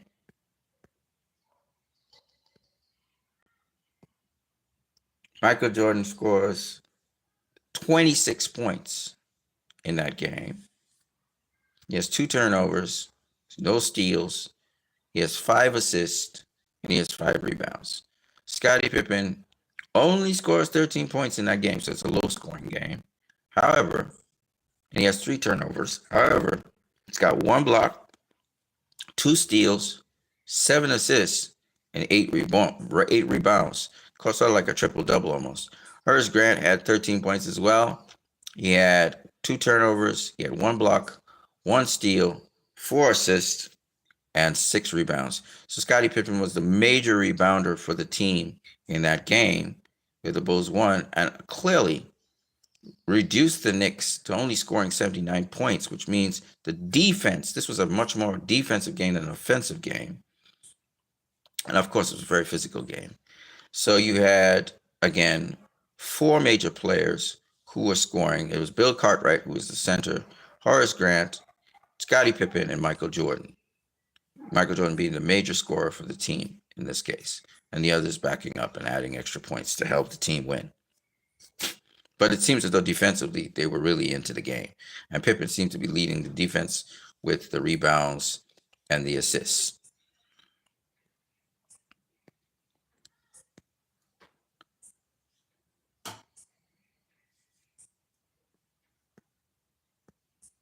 So they're sweeping the New York Knicks. So the Chicago Bulls 103 to 94. They swept the New York Knicks, which never happened before, but they did. And Scottie Pippen scored 21 points, unlike the 13 he had the last game. Jordan had 33 points, so they're really killing them this time. And then Horace Grant had 9, John Paxson had 14. Will Perdue had a big game. He had 16 points as a center. B.J. Armstrong actually had a very small game. And Will Perdue had 10 rebounds. Scottie Pippen again leading the team with 11 rebounds. He had 5 assists. And he had 4 steals. Jordan led with steals and assists. He didn't have much rebounds. So, again, you see why what happened. All right, so they blew out the New York Knicks. Now, I wanted to show you how impactful Scottie Pippen was to the one team that the Bulls couldn't get over, which was the Detroit Pistons. And Scottie Pippen made a big difference in that game. I'm going to show you how big a difference, right? And this was a game where Michael Jordan played unselfishly. And so the Bulls won the first game. They swept, by the way, the Pistons. Isaiah Thomas was limited to 11 points per game. Joe Dumars, who was a big scorer usually for the Pistons, he was limited to 9 points a game. In the reserves, Mark Aguirre, he was the guy that came out and scored 25 points for the Pistons. And Vinnie Johnson from the reserves scored 21 points. So the guys who usually scored points, Joe Dumars, Isaiah Thomas, James Edwards, they didn't score the points that was necessary to win the game. Dennis Rodman, however, led the New York Knicks in rebounds. He had 9 rebounds. They had Isaiah Thomas had 3 turnovers. Rodman 1, Joe Dumars 1, James Edwards had 1, and Ben Lambert had 2. Mark Aguirre had 2, and John Sally had 3. John Sally didn't score any points, neither did Scott Hastings or William Belfort. Now, James Edwards went on with John Sally and Dennis Rodman to actually play with the Bulls later on in the second three-peat. So that's kind of interesting. So, yeah, the Bulls beat them, and these were the numbers. Horace Grant only scored 8 points. Michael Jordan scored 22, so it was a low-scoring game. Scottie Pippen scored 18. Bill Cartwright scored 16. Those 3. Bill Cartwright, B.J. Armstrong scored 9, and Cliff Livingston scored 8. So these were the major guys. Greg Hodges also put in the 7. So you can see everybody on the team. They dispersed the ball. They spread the ball. So everybody on the team got a touch of the ball. Greg Hodges, Cliff Livingston, Will Perdue, B.J. Armstrong, Horace Grant. So, the distribution of the ball throughout the team, I think, is what caused them to win this match. But look at this. Look at the figures with Scottie Pippen. So he scored 18 points to Michael Jordan's 22. But check this out. Now, Jordan had turnovers because, they were triple teaming him and stuff. Scottie Pippen had 5 blocks, 2 turnovers. He had 2 assists, but he had 5 rebounds. Okay. Oh,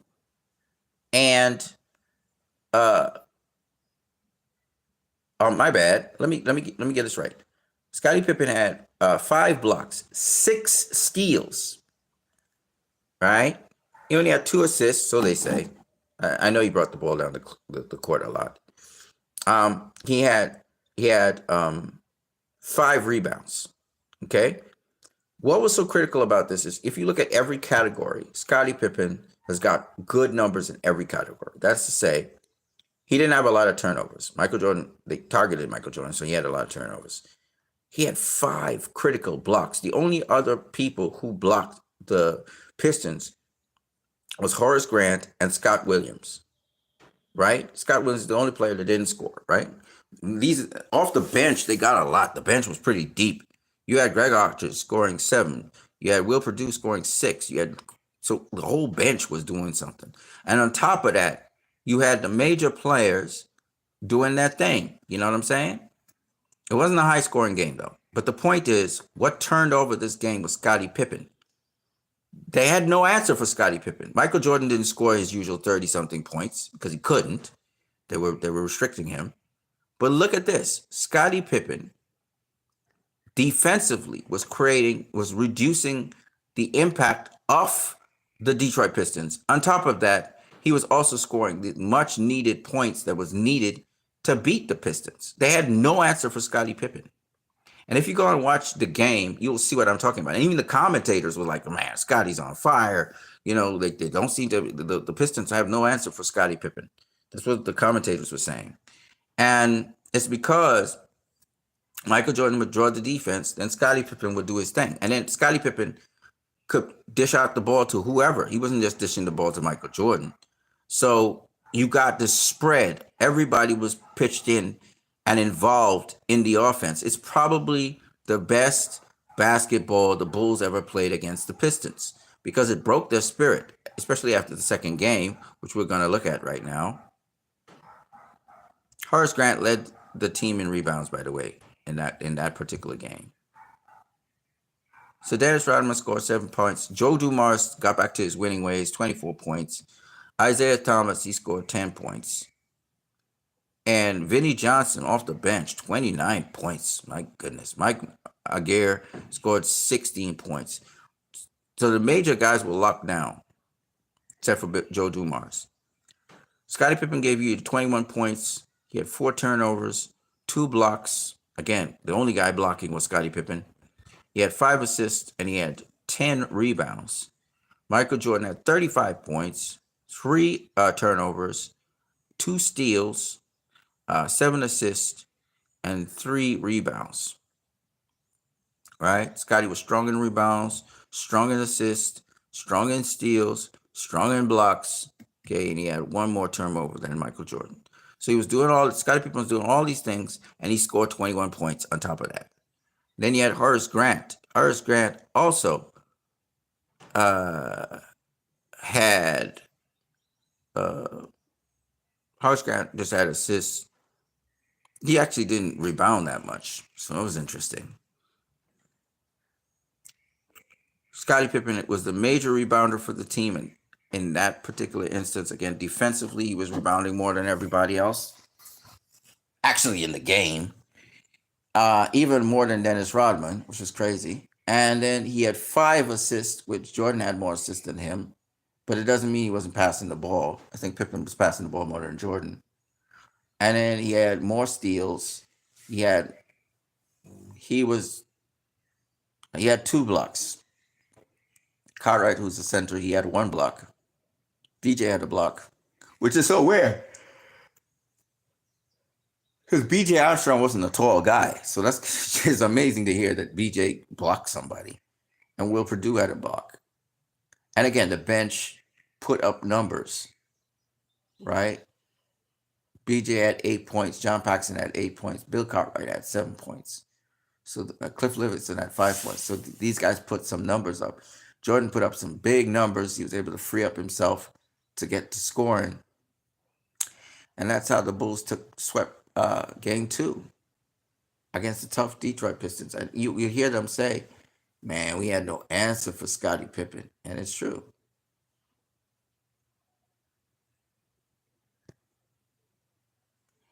In game 3, where am I?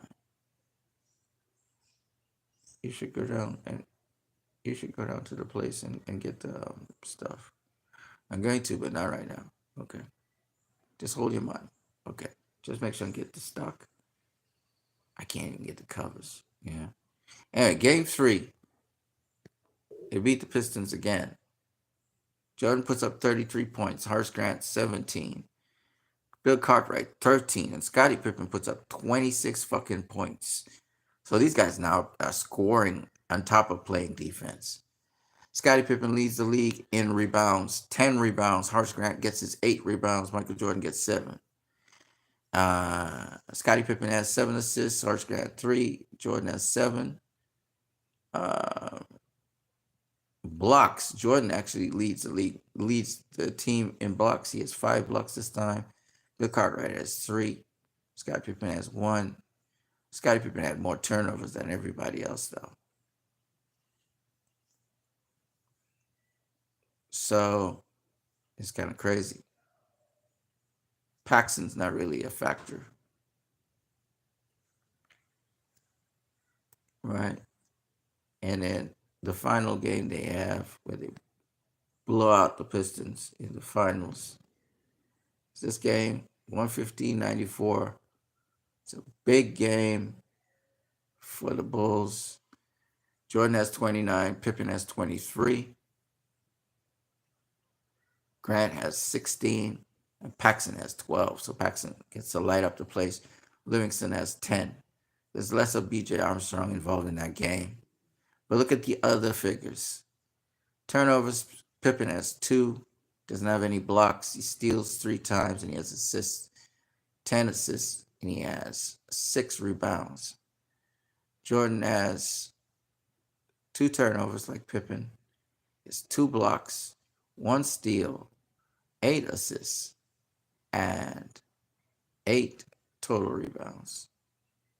Right? Horace Grant leads the team in rebounds, 9 rebounds. He has 2 assists. He has 16 points. Yeah. So Pippen and Jordan are the major scorers. Then you have Cliff Livingston, Paxson, and Grant. And they sweep the Pistons. It's a critical year.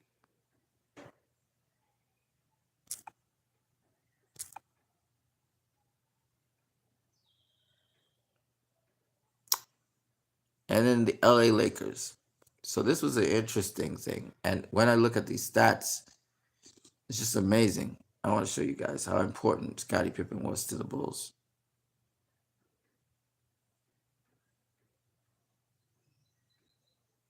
And nobody talks about this, by the way. So the LA Lakers won the very first game the Bulls played against them. Look at the stats. James Worthy scored 22 points. Vladdy Divac had 16. Magic Johnson had 19. Sam Perkins had 22. By the way, Sam Perkins and James Worthy were on the same North Carolina team with Michael Jordan, so they knew him. And they played with him. These are good numbers, right? And Byron Scott, he scored 9 points. So they ended up with 93-92. Michael Jordan was almost fouled out the game because trying to guard Magic Johnson. And Magic Johnson put up his numbers. Look at the rebounds. Magic Johnson had 10 rebounds. Vladdy Divac had 14 because he's the center, and everybody else had less. In assists, Magic Johnson had his 11 assists, so he had a triple-double in that game.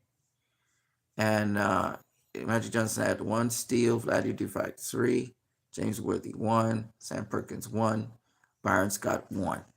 Okay. Now look at Michael Jordan. Michael Jordan in this Bulls, he's put up 36 points.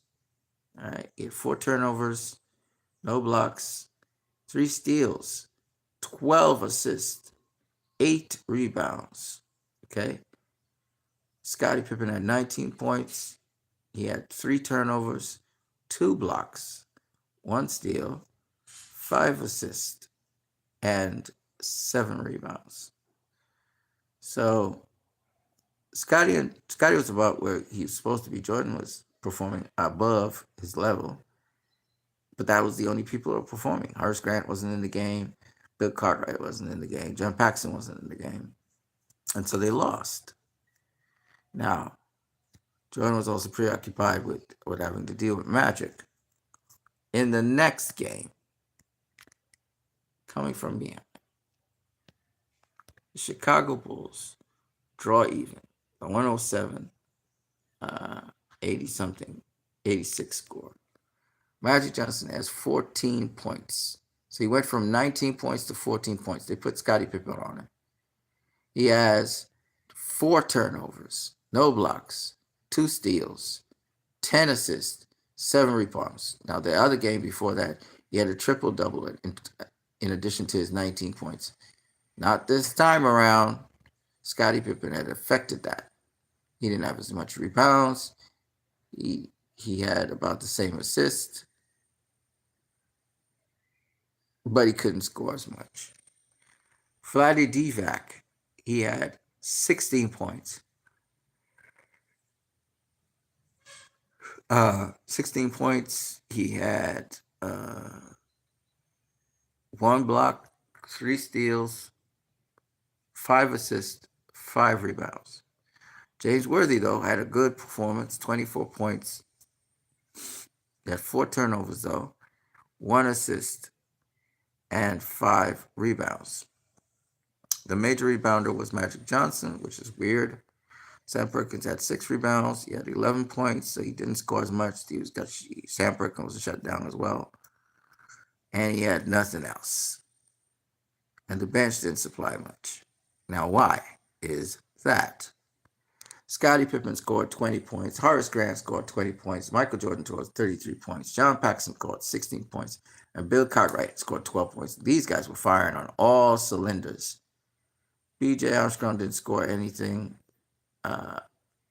And the reserves didn't really score much of anything. But the starting lineup, they performed in spades. Pippen's thing looked like this. He had 5 turnovers. He had no blocks. He had 1 steal, but he had 10 assists. And he had 5 rebounds. Horace Grant, he had 1 turnover, 2 steals, 1 assist, 5 rebounds. Michael Jordan, he had 4 turnovers, 1 block, 1 steal, 2 steals, 13 assists, and 7 rebounds in total. John Paxson, he had 1 steal, 6 assists, which is really good. Bill Cartwright, he had 2 turnovers, 1 steal, 1 assist. Oh, he's a center. 5 rebounds. He's a center. So the highest rebounder in this case was Jordan with the most assists.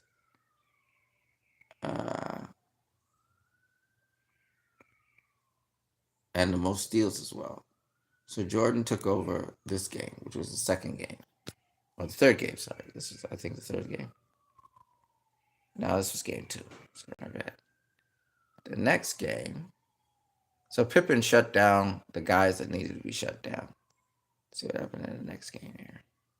So we have Michael Jordan. He scored 29 points. Pippen scored 19.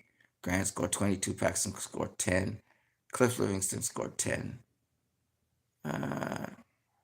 Michael had 3 turnovers, 2 blocks, 4 steals, 9 assists, 9 rebounds. Okay. Pippen had 13 rebounds, 5 assists, and 4 steals. What the fuck is going on here? Guys, hold on a second. Let me shut this down so this make the whole thing nice.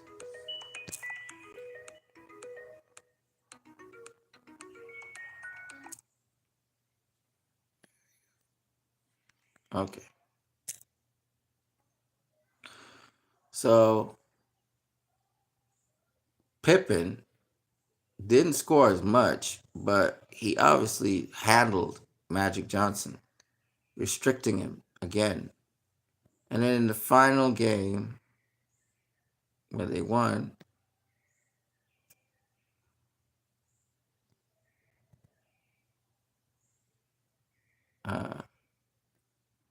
here's the stats. Michael Jordan had 28. Scottie Pippen had 14. However, Jordan had 13 assists, 2 blocks, and 5 rebounds. Scottie Pippen had 9 rebounds, with Horace Grant having 7. That's the highest rebound. He was at most rebounds. He had 6 assists, 1 steal, 2 blocks, 2 turnovers. So Scottie Pippen, even though he scored 14 points, He had all these other things going. And again, remember, he's a point guard. He's distributing the ball. He's not the primary scorer. All that, bear in mind. Horace Grant, 14 points. Bill Cartwright, 12. John Paxson, 15. The reason why you see so much distribution is because Scottie Pippen's passing the ball around. You even have people on the bench like Craig Hodges who's scoring. So Scotty didn't necessarily score all the points, but you get other people to score points. And this is the important thing a lot of people miss. Okay. Grant was the second major rebounder. And it was Jordan and Bill Cartwright. So what I'm saying, just looking at this season and how the end, this was their first championship win. And yes, Michael Jordan was a major scorer on the team. He even had more assists than Scottie Pippen at times. That didn't mean that he wasn't distributing the ball. Scottie Pippen wasn't distributing the ball more than Michael Jordan. But the point anyway is this, that, you know, people always look at, oh, Scottie Pippen didn't score as much as Michael Jordan because he was doing other things, motherfucker, facilitating scoring. He was doing other things. And then he was tightening up the defense and shutting down some of the major players so they couldn't score as much because the Bulls didn't score a whole lot of points, which means that defense had to handle the other team to reduce them to points under theirs. And Scottie Pippen was a major part of that. So that is why when I hear people talk about LeBron, he doesn't have the clutch gene and stuff. Yeah, but his team is winning, motherfucker. It's winning. So he don't have to have a clutch gene. Y'all make it sound like this is an individual sport where you make it or break it. Fuck out of here. This is about winning with a team. And that's what a lot of people miss out. Even Stephen A. Smith. Stephen A. Smith, well, LeBron didn't have a clutch gene. Who gives a fuck? It's a team. You could pass the ball to somebody and they could score. The important thing is the ball scores in the ring. Doesn't matter who scores it. So that you can win against the other team. Why are people so stupid? I don't know. But it is what it is. So I just wanted to share that with you guys. I could share with you guys a lot of other stuff, but I think I'll call it a day right here. I am what you need. You've been watching my channel. I hope you like what you're seeing. Like, share, subscribe. Don't forget the stream is brought to you by L.I.V E. Live now. We're live now. Peace.